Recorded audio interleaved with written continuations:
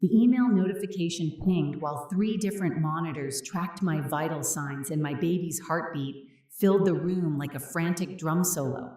7.5 months pregnant, hooked up to enough medical equipment to launch a space shuttle, and my husband of 5 years chose this exact moment to divorce me via email.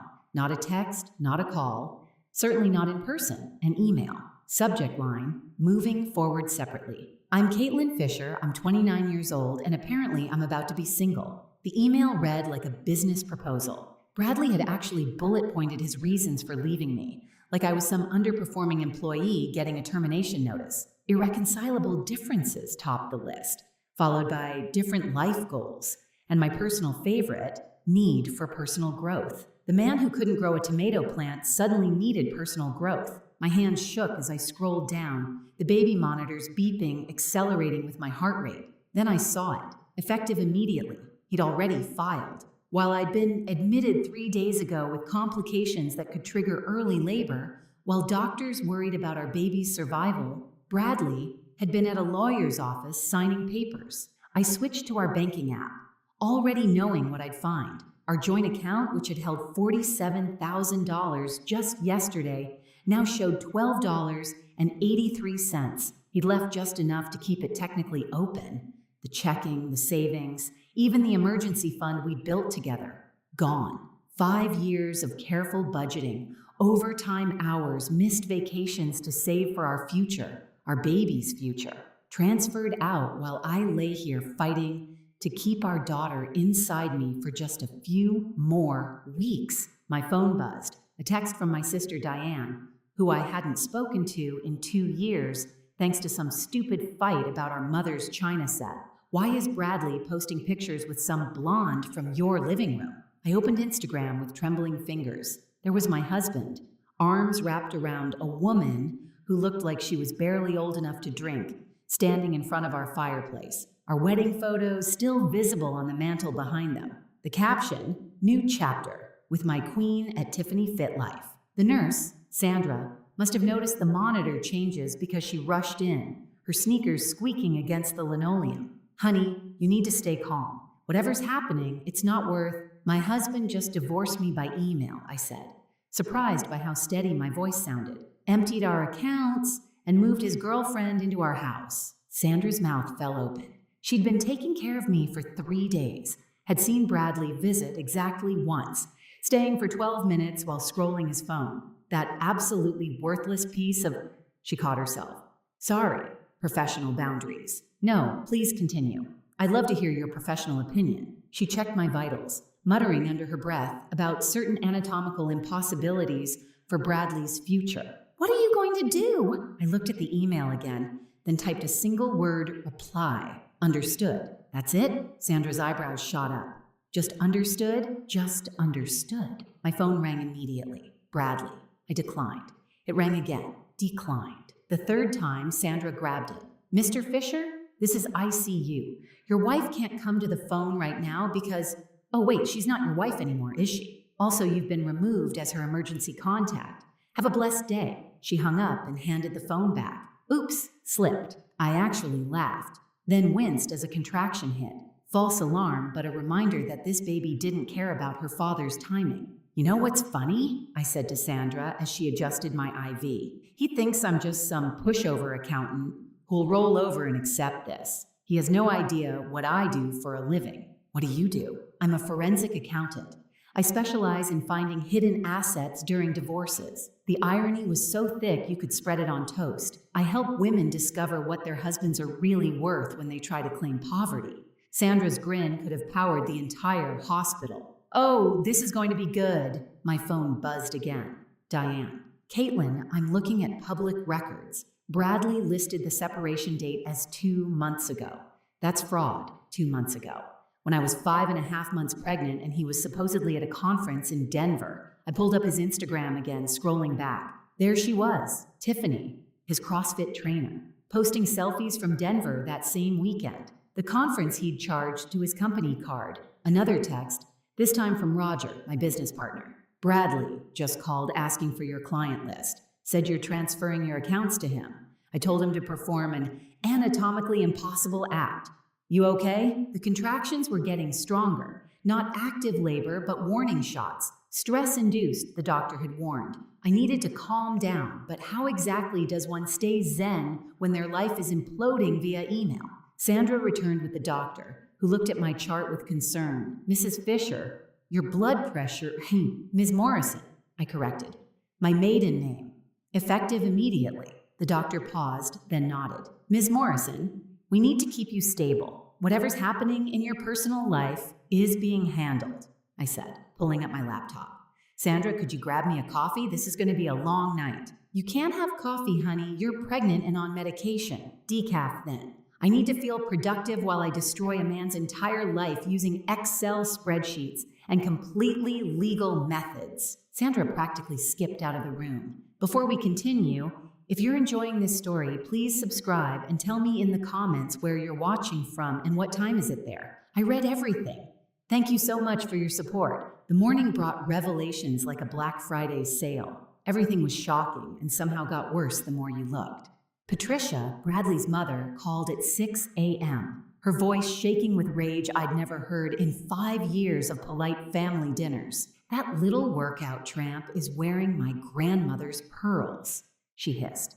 The ones from the family safe, the ones I was saving for my first grandchild. Patricia came from old Connecticut money. Her father had made a fortune in shipping, leaving her more than comfortable when he passed. She'd always been generous but careful with the family heirlooms. I pulled up Instagram, and there was Tiffany, doing a sponsored post for protein powder while wearing the pearls Patricia had shown me once, reverently, like holy relics. The same pearls Bradley had sworn he'd never touch without his mother's permission. Patricia, I need you to screenshot everything, every post, every picture. Already done. I've got 3 albums worth. Did you know she's been calling herself the future Mrs. Fisher since April? April, when I was planning our baby shower. When Bradley said he was too busy with work to help pick decorations. The real kicker came an hour later when human resources from my health insurance called. Miss Fisher, we're calling about the termination of your coverage. Excuse me? Your husband filed separation papers dated 2 months ago, making you ineligible for spousal coverage. The termination is retroactive. I'm currently in the ICU pregnant, with complications. The silence on the other end could have filled a cemetery. Ma'am, that's insurance fraud. If he filed false dates while you're hospitalized, would you mind sending me that in writing? Absolutely. And ma'am, we'll be opening an investigation. Your coverage remains active pending review. He actually tried to forge your signature on the separation acknowledgement. Another felony. Bradley was collecting them like Pokemon cards. Mallory, my best friend since college, and now a very successful divorce attorney, arrived with reinforcements, coffee, fresh clothes, and a gleam in her eyes that should have terrified Bradley. So, she said, setting up her laptop on my hospital tray, he's committed mail fraud, wire fraud, insurance fraud, forgery, and theft. It's like he's going for fraud bingo. Can you take my case? Honey, I would pay you to take this case. Pro bono until we get your money back, then my standard rate from his assets. She pulled up document after document. By the way, remember that prenup he insisted on? The one where infidelity means the cheating spouse pays a penalty? He made me sign it because he was paranoid I'd cheat with a client. The irony was giving me heartburn. Or maybe that was the baby trying to kickbox her way out. $200,000. That's what he owes you. I nearly choked on my ice chips. He doesn't have $200,000. He has a 401k, a Mercedes, a boat he forgot to mention in initial disclosures, and parents with deep pockets who are currently furious. Mallory's smile could have scared a shark. He'll have it. The investigation into our finances revealed Bradley's spending pattern, that $47,000 he'd stolen, already hemorrhaging away. Within 2 weeks, he'd burned through it all. $30,000 to pay off secret credit cards I didn't know existed. $15,000 to Tiffany for what the receipts called relocation expenses, but were actually Botox, designer bags, and a professional photo shoot for her influencer career. At 22, she needed Botox, like I needed another husband who communicated via email. The last $2,000 went to a security deposit on an apartment, presumably for after he'd kicked me out of our house. Roger called with more ammunition. I went through the company credit card statements you asked for. Bradley charged $8,000 in client entertainment that corresponds exactly with Tiffany's Instagram posts. Spa days, dinner dates, even a weekend in Napa Valley. While I was on bed rest? While you were on bed rest.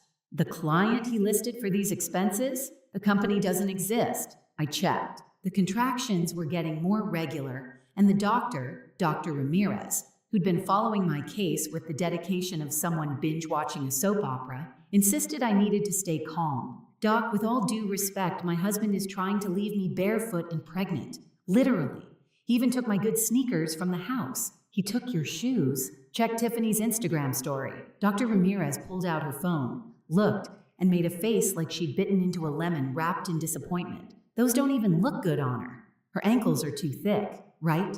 Thank you. Sandra had started a betting pool among the nursing staff on whether I'd crack before delivering. So far, I was holding steady at eerily calm with a side of planning something devastating. The smart money was on me, staying composed until Bradley realized what hit him. Patricia visited that afternoon, bringing something unexpected. Bradley's father's journal from 30 years ago. I need you to see this, she said, placing the worn leather book on my bed. History repeating itself. The entries detailed how Bradley's father had done almost exactly the same thing, abandoned Patricia when Bradley was 2, emptied accounts, moved in with his secretary. The difference, Patricia hadn't been a forensic accountant. I was helpless, she said, gripping my hand. You're not, end him. My hospital room had transformed into a war room. 3 laptops, 2 phones on speaker, and enough legal documents to rebuild the Library of Congress. Mallory had brought in her paralegal, Janet, who looked like someone's sweet grandmother until you realized she was documenting evidence with the thoroughness of a CSI team. Found another account, Janet announced, adjusting her bifocals. Credit Union in Jersey. Opened 6 months ago, only Bradley's name. 6 months ago. When he'd started working out more and coming home talking about optimizing his life, I should have known. No man suddenly starts caring about macros at 34 unless there's a woman or a midlife crisis involved. Bradley got a 2-for-1 special. The business forensics were my specialty. And even bedridden, I could work magic with spreadsheets. Every receipt, every transaction, every suspicious charge got categorized, color-coded, and cross-referenced. Bradley had been sloppy, probably because he thought I was too pregnant and overwhelmed to notice. Look at this, I showed Mallory. He used the company card for Tiffany's apartment deposit, classified it as client venue inspection. The client being his, don't finish that sentence, I'm trying to keep my blood pressure down. The deeper we dug, the more we found. Bradley had been living a double life funded by creative accounting and outright theft. His CrossFit membership charged to his company. Tiffany's supplements and workout gear, employee wellness initiatives. The man who complained when I bought name brand peanut butter was spending $400 a month on someone else's protein shakes. Then came the smoking gun. Patricia had given us Bradley's email password. He'd used the same one since college because, as he once said, why complicate things? His stupidity was my blessing. The emails between him and Tiffany went back 8 months. Before we'd even started trying for a baby, the most damning one was from last week. Once I get the divorce finalized, we'll have the house free and clear. Caitlin's too hormonal to fight back. Hormonal? I said to the room. I'll show him hormonal. But the best part was Tiffany's response. Just make sure you get everything before she pops out the kid. My lawyer says fathers have to pay way more after the birth certificate is signed. Her lawyer. The 22-year-old fitness instructor had a lawyer. Roger called with updates from the business side. Bradley's boss wants to talk to you. Turns out, Brad's been telling everyone at work that you went crazy during pregnancy, that you abandoned him, and he had to protect his assets. Of course he did. Frank wants to know if you have proof otherwise. He's upset about the company card situation. I sent Frank the spreadsheet. 20 minutes later, Roger called back laughing. Frank just scheduled a Monday morning meeting with Bradley. Subject line, urgent compliance review. He's done. Dr. Ramirez checked on me again, this time bringing her resident, Dr. Kim, who looked about 12 but had the exhausted eyes of someone who'd seen everything. Your blood pressure is actually improving, Dr. Ramirez noted, surprised. Most people in your situation, most people aren't building a revenge portfolio while on bed rest. Dr. Kim pulled up a chair. Is it true your husband posted gym selfies while you were in surgery yesterday? How did you? The whole hospital is following this. Radiology has a PowerPoint presentation tracking the timeline. The investigation revealed Bradley's biggest mistake, the house. While both our names were on the mortgage, the down payment had come entirely from my inheritance from my grandmother. I had the paper trail. Bradley had contributed exactly nothing except opinions about the curtains. Mallory was building the case like a prosecutor, preparing for the trial of the century. Abandonment during medical emergency, theft, fraud, adultery with evidence, insurance fraud, forgery, and now embezzlement from his employer. It's like he read a guide on how to lose everything in divorce court and thought it was an instruction manual. My sister Diane had become an unexpected ally, using her social media skills to document everything Tiffany posted. She just uploaded a video tour of her house. She's showing off your grandmother's china, the set we fought about. Want me to comment? No, let her keep posting. Every video is evidence. The contractions were getting stronger, but I refused to give birth until everything was in place. This baby would not arrive into uncertainty. Sandra joked that I was the first patient she'd seen literally scheduling labor around litigation. You can't actually control when you give birth, Dr. Ramirez reminded me. Watch me. Patricia brought dinner, homemade soup, not the hospital's attempt at food that looked like it had already been digested once. She also brought news. Tiffany's been selling your jewelry on Facebook Marketplace. I nearly dropped my spoon. My jewelry? Your grandmother's engagement ring. Listed for $2,000. It's worth $15,000. The engagement ring my grandmother wore for 60 years. The one she left specifically to me, the one I kept in the bedroom safe. Bradley must have watched me enter the code during one of his fake, loving husband moments when he pretended to care about my pregnancy. Screenshot everything. Already done. And I bought it. You what? I bought it under a fake name. Picking it up tomorrow. Figured you'd want it back, and this way we have proof of theft. The universe has a sense of humor. And apparently, it was all in on the joke. Bradley's co-workers started reaching out like relatives, suddenly remembering you exist when you win the lottery.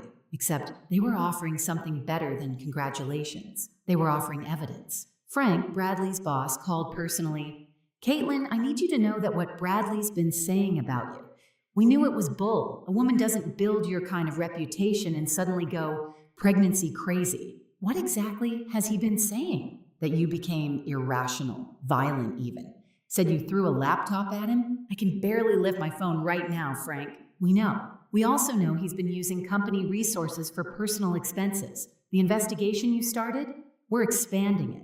That fictitious client he created? We're tracking every expense charged to that account. Then came the most unexpected call. Bradley's golf buddy, Harrison, a man who'd once told me that women belonged in the kitchen, not the boardroom, had something to say. I don't like getting involved in marital disputes, he started, which was rich coming from someone on his third wife.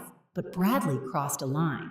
He's been bragging about upgrading to a newer model, said you were depreciating like a used car. Charming metaphor. My daughter's your age. If someone said that about her, look, I recorded it. Last 3 golf games. Him talking about hiding money, about Tiffany, about leaving you with nothing because what's she gonna do, audit me? Yes, Bradley. That's exactly what I was going to do. The recordings Harrison sent were gold. Bradley, after several beers, outlining his entire plan, how he'd been moving money slowly, how Tiffany had been coaching him on what to say to lawyers, how he figured I'd be too overwhelmed with the baby to fight back. She's not gonna leave the hospital for weeks, his recorded voice slurred. By then, I'll have everything locked down. House will be mine, money's already gone. She gets nothing but stretch marks and a baby I never wanted anyway. Sandra, who'd been checking my vitals, had to sit down. Did he really just say he never wanted the baby? The baby he begged for. The baby he said would complete our family. The baby whose nursery he was supposedly too busy to help decorate. Men like that should come with warning labels. They do. We just think we can fix them. The trust fund revelation came from my lawyer reviewing my grandmother's estate documents, the Morrison Family Trust. Something Bradley had dismissed as old people paperwork contained a clause. Upon the birth of my first child, I would receive access to $500,000 set aside specifically for ensuring the security and education of future generations. Bradley had no idea. He'd never asked about my family's finances, assumed because I drove a Honda and shopped sales that there was nothing there. My grandmother, who'd survived the Depression and invested wisely, would have laughed at his assumptions. He really doesn't know? Mallory asked, reviewing the documents. I mentioned it once. He said it was probably just a few thousand in bonds, and changed the subject to his fantasy football league. The social media situation had exploded. Tiffany, living her best life in my house, was posting constantly. Morning yoga in my Zen space, my home office, meal prep in this gorgeous kitchen, with my KitchenAid mixer prominently displayed. Self-care Sunday in the master suite, my grandmother's quilt visible on the bed. But the internet is undefeated. Someone, I suspect Patricia, had leaked the real story to a local Facebook group. Chonburi Community Watch had picked it up, and suddenly, Tiffany's Instagram was flooded with comments. Is that the pregnant wife's house? Girl, you're wearing a married man's wife's clothes while she's in the ICU? This is embarrassing for your soul. Tiffany made her account private within hours, but the damage was done. Screenshots were everywhere. Dr. Ramirez had become invested in the drama. Medical question, how are you this calm? Most people would have stress delivered by now. Revenge is surprisingly soothing. I'm putting that in my notes. Patient finds litigation therapeutic. The parallel dramas were intensifying. My sister Diane, who'd initially reached out from curiosity, was now fully Team Caitlin. Our 2-year silence over China patterns seemed ridiculous now. I was petty, she admitted, sitting beside my bed. You were right about Mom's China going to you. You were the one who took care of her. We were both grieving. Yeah, but you were also pregnant and being betrayed. I win the Worst Sister Award. Tiffany wins the Worst Human Award, so you're fine. Patricia's evolution was even more dramatic. The woman who'd once defended Bradley's every decision was now his worst enemy. 30 years ago, she told me, handing over more documents, his father did this to me. I promised myself Bradley would be different. I failed. You didn't fail. Bradley failed. I have his father's financial records from the divorce. Same patterns, same hidden accounts, same arrogance. But his father was smarter. He at least waited until after the baby was born to leave. Bradley always did have to one-up his dad. The insurance fraud investigation had uncovered something beautiful. Bradley had forged my signature on the separation papers. Federal offense. The insurance investigator, a woman named Cheryl who sounded like she'd been waiting her whole career for this case, was almost gleeful. Forgery, fraud, and falsifying dates while you were hospitalized? We're referring this to the FBI. The FBI for insurance fraud? Honey, it crossed state lines when he filed in Jersey while you were hospitalized in Pennsylvania. That makes it federal. Bradley had federal crimes on his resume now. He'd really overachieved. Harper Miranda Morrison arrived at 4:47 a.m. on a Tuesday, 6 weeks early but fierce, screaming like she was already filing her first lawsuit. The nurses said she was perfect. I said she had excellent timing. The trust fund documents had been prepared and Mallory was waiting in the hallway with a notary. Bradley, of course, was nowhere to be found. His Instagram showed him at a 5 a.m. sunrise boot camp with Tiffany, both wearing matching beast mode tanks that cost more than my hospital copay. The man who couldn't wake up before 9 a.m. for our anniversary was suddenly Mr. Morning Workout. Probably best he's not here, Sandra said, cleaning up Harper while I signed trust documents between contractions aftershocks. I would have accidentally dropped something sharp near him, multiple times. The trust activated immediately upon Harper's birth certificate being filed. $500,000, protected in an ironclad trust Bradley couldn't touch, even if he knew about it. My grandmother, a woman who'd survived the Depression by hiding money in coffee cans, had apparently learned about proper estate planning in her later years. Roger, my business partner, had spent the night running forensics on Bradley's company expenses. The total was staggering. $67,000 over 2 years in miscategorized personal expenses. He expensed their couple's massage as client relationship building, Roger reported, disgust dripping through the phone. The client he listed doesn't exist. We verified with business registrations. Completely fabricated. Shocking. He also claimed Tiffany's entire CrossFit certification course as professional development. For a financial analyst, $8,000. Well, he did develop into a professional criminal. Dr. Ramirez came to check on us, cooing over Harper before turning serious. The insurance company called. They're expediting approval for all your care, including Harper's NICU stay if needed. Apparently, someone high up is very interested in your case. That someone turned out to be Cheryl's boss, a woman named Director Williams, who'd been waiting for a clear-cut fraud case to make an example. Bradley had volunteered himself as tribute. Patricia arrived with coffee and news. Tiffany's moving out. I nearly dropped Harper. What? She found out about the FBI investigation. Also discovered Bradley's broke. She's been Instagram living on credit cards he's maxing out. Girl thought she was getting a sugar daddy. Got a Splenda father instead. Splenda father? Fake sweet and leaves a bad aftertaste. Even exhausted from delivery, I had to laugh. Patricia had developed a savage sense of humor in her fury. The forensic accounting was revealing more every hour. Bradley had opened 6 credit cards I didn't know about, all nearly maxed, totaling $45,000 in debt. He'd been juggling minimum payments by stealing from our joint savings. The house of cards was collapsing.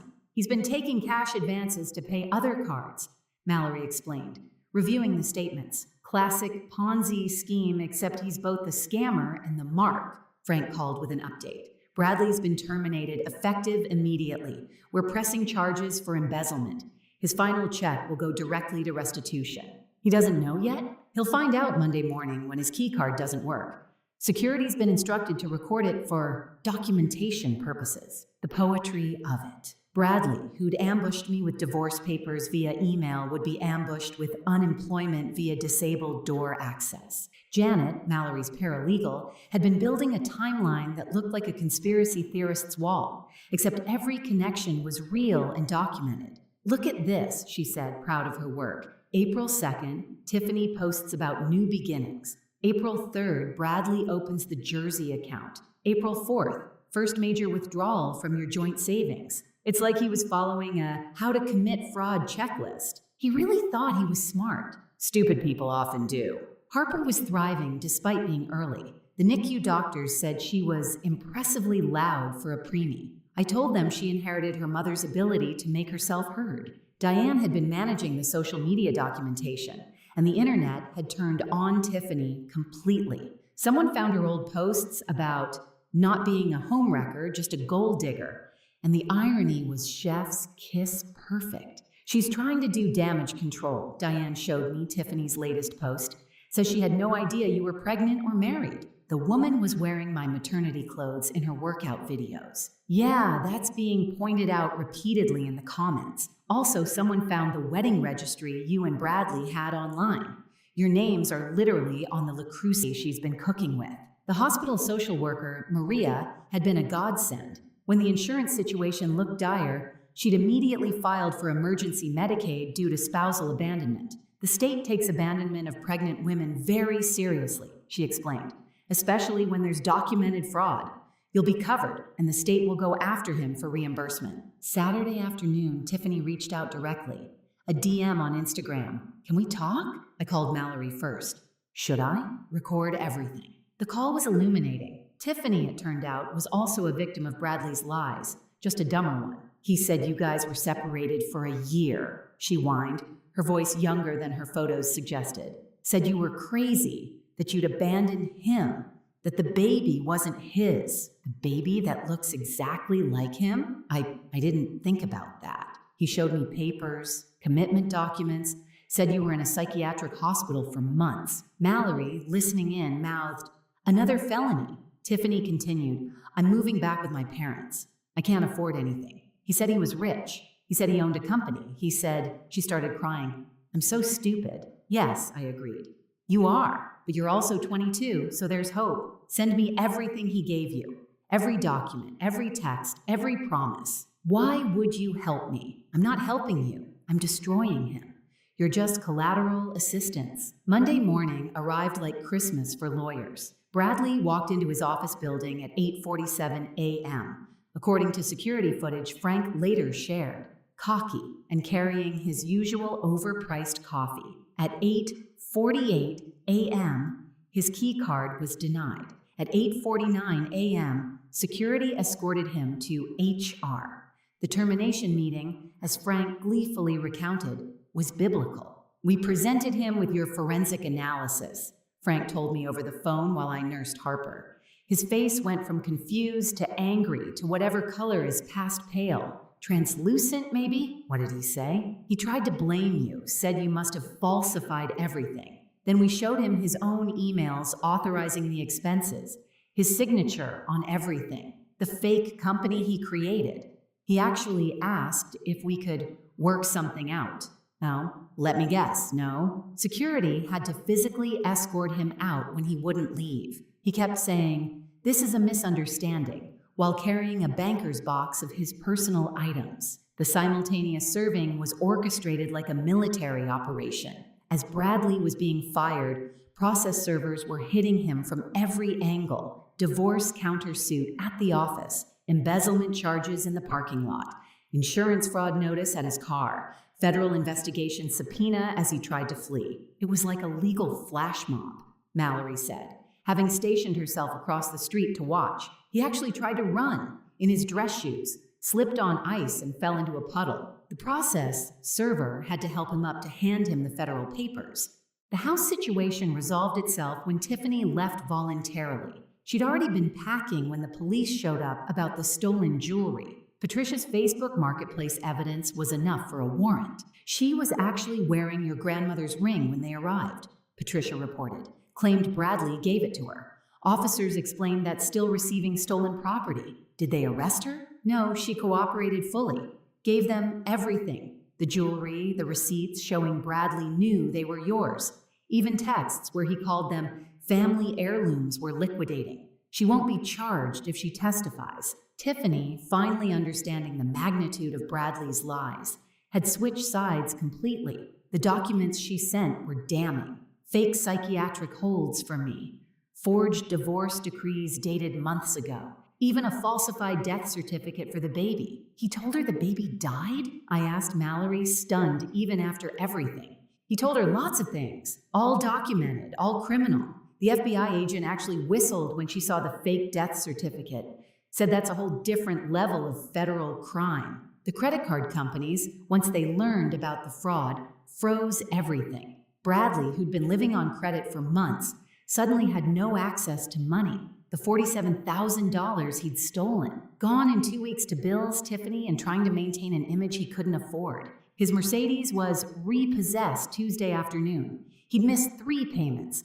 Juggling money so poorly, even his car gave up on him. The repo man, according to Patricia, who'd accidentally been driving by, she'd been stalking him, was very efficient. Bradley tried to negotiate, she said.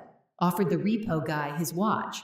It was fake. The repo guy actually laughed. Wednesday brought the country club. His membership, 3 months overdue, was revoked. The golf club followed Thursday. By Friday, his CrossFit gym had banned him for non-payment and creating a hostile environment after Tiffany's tell-all Instagram live session. She really went scorched earth. Diane showed me the recorded live. Tiffany, in tears, explaining how Bradley had manipulated her, lied to her, used her credit cards when his got declined. She even showed receipts, literally held them up to the camera. The comments were brutal, but deserved. Girl, you thought you won a prize and got a penalty. Imagine fumbling a pregnant wife for this, the way karma doesn't miss. The FBI investigation had expanded. Turns out forging psychiatric documents and death certificates crossed even more federal lines than insurance fraud. Agent Martinez, who contacted me Friday afternoon, seemed almost impressed. In 20 years, I've rarely seen someone commit this many federal crimes for this little money, she said. Usually people who forge death certificates are running million-dollar schemes. Your ex did it for what? A mediocre house and a girlfriend who can't do basic math. Almost impressive. Well, it would be impressive if it wasn't so pathetic. We're adding mail fraud, wire fraud, forgery of government documents, and conspiracy charges. He's looking at serious time. Bradley's family was fracturing. His father, Richard, who'd initially defended him, changed his tune when Patricia showed him the journal entries from 30 years ago. My God, Richard said. visiting me and Harper at home. We'd finally been released. He really is just like I was, except dumber. I at least had the sense not to commit federal crimes. That's a low bar, Richard. Yet Bradley limboed right under it. The asset recovery was swift. The prenup's infidelity clause was ironclad, and with Tiffany's testimony and evidence, Bradley couldn't deny it. His 401k was liquidated. $75,000. The fake Rolex collection he thought I didn't know about. $8,000. Fake, but he'd paid real money for them. The boat registered under his brother's name. $25,000. His parents, horrified and trying to make amends, offered $30,000 to cover the rest. We'll pay it, Patricia insisted. Then he'll owe us, with interest, compound interest, the kind that doubles every year. Even Bradley's brother, Stephen, who'd always enabled him, was done. He asked me to lie about the boat ownership, said you were trying to steal his assets. I actually felt sorry for him. And now I'm changing my last name. I don't want to be associated with this level of stupid. The courtroom looked like a Law and Order episode where they couldn't afford enough extras for the gallery. Our side, Mallory, Patricia, Richard, Diane, Roger, 3 character witnesses, and a forensic accounting team. Bradley's side, a public defender named Carl who looked like he'd rather be anywhere else, including prison himself. Bradley showed up wearing the rental suit from our wedding. Apparently, he'd kept it all these years, forgetting to return it, and now it was the only suit he had. It was too tight from all that CrossFit, making him look like a sausage that had dreams of being formal wear. Judge Harrison, no relation to Bradley's golf buddy, reviewed the case file with expressions ranging from disbelief to disgust to what I swear was suppressed laughter.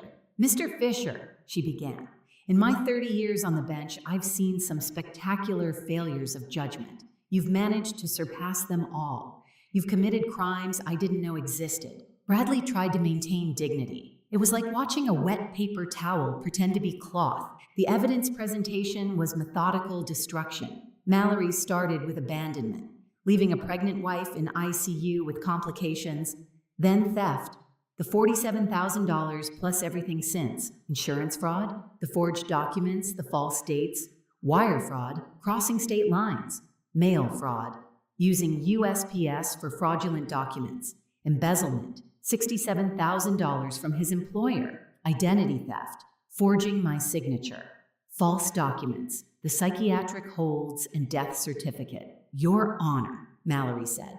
Mr. Fisher didn't just burn bridges. He committed arson across 3 states and federal jurisdiction. He created a how-to guide for destroying your own life. Carl, the public defender, tried weakly. Your Honor, my client was experiencing a midlife crisis. At 34, Judge Harrison interrupted, an early midlife crisis. The pressure of impending fatherhood that he begged his wife for? According to these text messages where he promised, and I quote, I'll be the best father ever, babe. Nothing matters more than our family. Carl looked at Bradley with pure exhaustion. The defense rests. Already? You're not going to mount any actual defense? Your Honor, what would you like me to say? That forging a death certificate for an unborn child is somehow defensible. I went to law school, not clown college. Even Bradley's lawyer had given up on him. Tiffany testified via video link, now living with her parents in Ohio. She'd brought receipts, literally.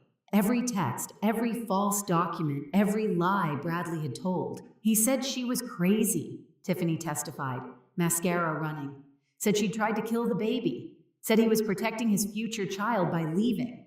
He showed me fake hospital commitment papers. While she was hospitalized trying to keep that child alive, Judge Harrison clarified, I was stupid. I'm 22 and I was stupid, and I thought he loved me. Well, you're right about one thing. You were spectacularly stupid. Even Tiffany's lawyer winced at that. The financial forensics were presented in excruciating detail. Every falsified expense, every stolen penny, every lie documented in color-coded spreadsheets that Roger had designed specifically to be so simple even Bradley could understand them. Bradley tried to speak in his defense. It went poorly. Your Honor, I was trapped in a loveless marriage that you begged for? Judge Harrison referenced our text history Mallory had submitted. These messages show you texting your wife, I love you, the morning you filed for divorce. Caitlin was controlling. The woman who let you manage all the finances until you stole everything? I never meant for. For what? The federal crimes, the abandonment, the theft, the forgery, the fraud? Be specific, Mr. Fisher. You never meant for which of your many crimes? This is persecution. No, Mr. Fisher. This is prosecution. Learn the difference. Patricia testified about the patterns between Bradley and his father. I failed to break the cycle, Your Honor, but Caitlin won't. She's stronger than I was. Richard followed, condemning his own son. I was a terrible husband 30 years ago. Bradley watched and learned the wrong lessons. But these crimes, this cruelty, this is all him. The judge's decision was swift and brutal. Divorce granted immediately. All marital assets to me, including the house, since my inheritance paid the down payment. The prenup's infidelity clause enforced.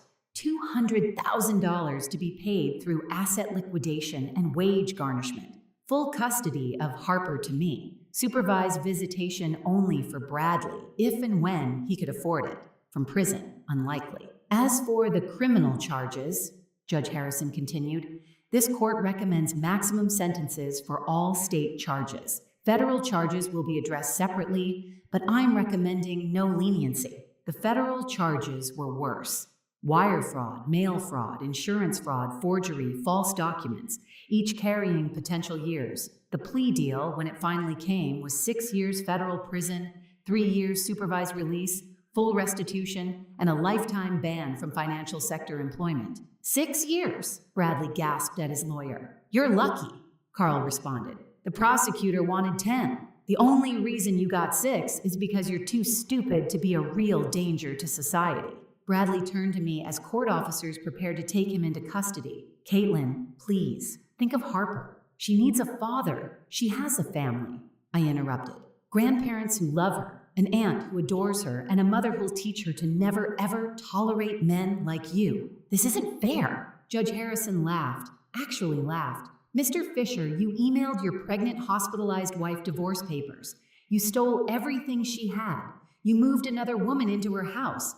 You committed multiple federal crimes. You forged a death certificate for your unborn child. And you think this isn't fair? Bradley's last words before being led away were, I want to appeal. Carl didn't even respond. He just packed his briefcase and left, probably to go home and reconsider his career choices. 6 months later, life had developed a rhythm that didn't include checking bank accounts in panic or wondering where my husband was at 2 a.m. Harper was thriving, rolling over and babbling at anyone who'd listen, particularly Patricia, who'd become the grandmother she'd always wanted to be without Bradley's interference. My forensic accounting firm had exploded. Turns out, publicly destroying your ex-husband's financial crimes was excellent marketing. I specialized in what Mallory called Bradley cases, women whose husbands thought pregnancy or illness meant vulnerability. My client list grew so fast I had to hire 2 associates and a personal assistant. The house had been transformed. Every trace of Bradley and Tiffany had been erased and replaced with Harper's toys, my grandmother's furniture, which I'd retrieved from storage, and photos of our new life. The garage gym Bradley had installed became my office. I liked the irony of building women's futures where he'd built his delusions. The surprise came in a letter from Ohio. Tiffany had written a genuine apology. Not the Instagram-worthy kind, but real accountability. Dear Caitlin, I know I don't deserve forgiveness. I was selfish, stupid, and cruel. I believed lies because they were prettier than truth. I hurt you when you were most vulnerable. I'm in therapy now, learning why I thought I deserved someone else's life instead of building my own. I've been working 2 retail jobs for 6 months to save this. Enclosed is $5,000. Everything I saved. It doesn't make anything right, but maybe it can go toward Harper's college fund. I'm also willing to testify in any future proceedings. Sincerely, Tiffany P.S. You were right. Those clothes never fit me properly. I looked ridiculous and see that now. I put the money in Harper's 529 plan. Tiffany was young and stupid, but she was learning. Bradley, getting updates from federal prison, was not. His letters arrived weekly, each more pathetic than the last. I found God, one claimed. I understand now what I've lost, said another. Could you send money for commissary? Asked a third. I returned them all unopened. stamped with "no longer at this address." Patricia had become my unexpected best friend. We met for coffee every Thursday while Harper charmed the baristas. "I got another letter from Bradley," she said one morning, pulling out an envelope covered in prison stamps. "He wants me to convince you to let him see Harper." "What did you tell him?" "Nothing."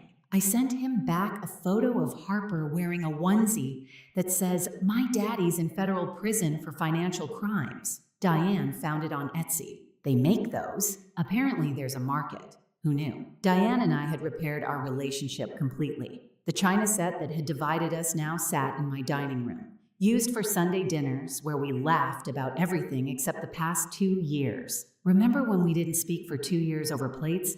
she said one evening, feeding Harper mashed carrots. "Remember when my husband emailed me divorce papers from my ICU bed? Okay, you win worst life event. I also win best revenge story." Roger had helped me expand the business into a consulting firm. We worked with divorce attorneys, helping women discover what their soon-to-be ex-husbands were really worth. The Bradley method, as we called it, had uncovered millions in hidden assets across dozens of cases. "You turned trauma into a business model," Roger said, reviewing our quarterly profits. "Capitalism at its finest. My pain is now very profitable." The meeting that changed everything came 8 months after the trial. Director Williams from the FBI called with an offer. "We want you to consult on financial fraud cases, specifically marriage-related fraud. You've got a gift for finding what men think they've hidden." Federal consulting? Think of it as turning Bradley's crimes into a career opportunity. The pay's excellent and you can work from home. We know you've got Harper to think about. I accepted immediately. Bradley's spectacular failure had become my spectacular success. The ultimate irony came in an email from Bradley's former company. They were being audited because of his embezzlement, and Frank wanted to hire me to handle the forensic review. "I know it's weird," Frank said on the phone, "but you know our systems better than anyone. Plus, the poetry of you fixing what Bradley broke, priceless." I took the job. The audit revealed Bradley had cost the company nearly $100,000 over 3 years. They used my findings to strengthen their case, adding another 2 years to his sentence. One evening, as I rocked Harper to sleep, I got a text from another divorced client. "Saw your ex's mom at Walmart. She said he's mopping prison floors now. Karma's beautiful." Even Patricia was savage about her son's fate. He went from financial analyst to toilet analyst, she'd told the Walmart shopper. The final document came on Harper's first birthday. Bradley's parental rights termination papers, signed voluntarily in exchange for reduced restitution payments. He'd literally sold his daughter for a lighter financial burden. Patricia cried when I told her. "I raised a monster." "You raised a man who showed me exactly what I don't want Harper to grow up accepting. In a way, he taught me the most valuable lesson: how to recognize and destroy financial predators." That evening, surrounded by family, Diane, Patricia, Richard, Roger, Mallory, and even Sandra from the hospital, we celebrated Harper's birthday. No one mentioned Bradley. He'd become what he'd tried to make me: nothing. As I cleaned up after the party, my phone pinged with a news alert. Local man's federal fraud case used as FBI training example. There was Bradley's mugshot, his crime timeline, and a quote from Director Williams. "This case shows how domestic financial abuse can escalate to federal crimes. Mr. Fisher thought his pregnant wife would be too vulnerable to fight back. He thought wrong." I screenshot it and texted it to Mallory with 2 words. "Still understood." Looking at Harper sleeping in her crib, safe and loved and surrounded by people who'd fought for her before she was even born, I realized Bradley had given us one gift. He'd shown us exactly how strong we were. He'd tried to break me at my weakest moment and instead created an army of women who'd never let another Bradley win again. My phone buzzed one more time. A potential client, 8 months pregnant, whose husband had just cleaned out their accounts. I responded immediately. "I can help. First consultation's free."